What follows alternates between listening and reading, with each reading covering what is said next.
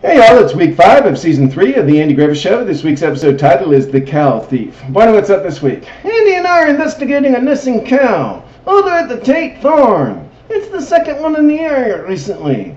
And all we can see here is the footprints of whoever took it.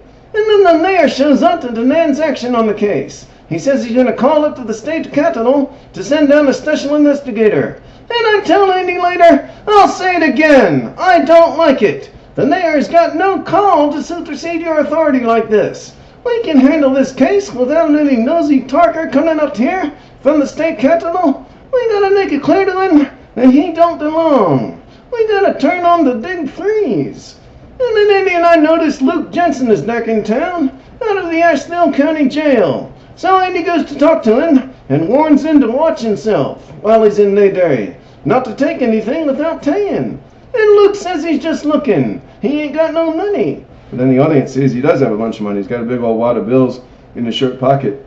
And then the special investigator shows up. And first he thinks I'm the sheriff. And then he compliments what he's heard about my work. So I decide to cancel my big freeze. And I say, if you got any suggestions on our case, we'd be glad to listen. The more cooperation, the better. So we take him out to Tate's farm, and we pick up the mayor on the way. And at the scene I say, now you will notice over there a fence. In the fence is a gate. Now from all apparent indications, the missing animal was moved from the aforementioned premises by means of utilization of the gate, which is in the fence. And the investigator notices the footprints that we saw, and he says we should have taken a plaster casting of them. And he says it was 3 men. But then the audience sees Luke Jensen stealing another cow at another site, with shoes on the cow to make it look like it was 3 men. And this also explains where he got all that money he had earlier. He's been selling his stolen cows. So we do make a casting of the prints at this scene. And Andy points out that one of the sets of the tracks goes right through a mud puddle. And the inspector says, well, it was at night, and the man probably didn't see the mud puddle. And then back at the courthouse, we analyze the weight of each man. And I say, you see, Mayor, the heavier the man is, the deeper his feet sink into the ground. And the investigator concludes that 2 of the men are over 250 pounds. And then the mayor demands surveillance at every cow farm until the 3 men are caught.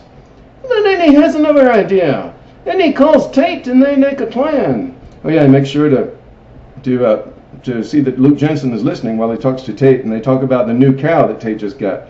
And Andy, because he's trying to lure Luke to come try to steal it, and Andy makes sure to make up for the point that he's going to be in the office until late tonight, and he's not going to be out looking at any cow farm.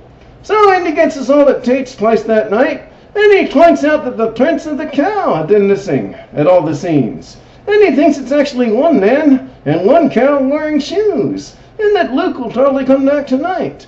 And the mayor's not impressed, so we all leave except Andy. But then I come back, even though the mayor thinks Andy's got a done idea, because another mayor at one time thought it was a done idea for Andy to hire me as a deputy. And then he was right that time. And we hear Luke and we catch him. And I say, oh, then he was out there stealing a cow. But Andy says, yeah, he was stealing a cow the other times, but this time he was only trying to steal a cow because the reason he made so much noise is he was didn't have his glasses, and he was trying to put shoes on an ornery old bull instead. Thank you all for watching. We'll see you next week for episode 7.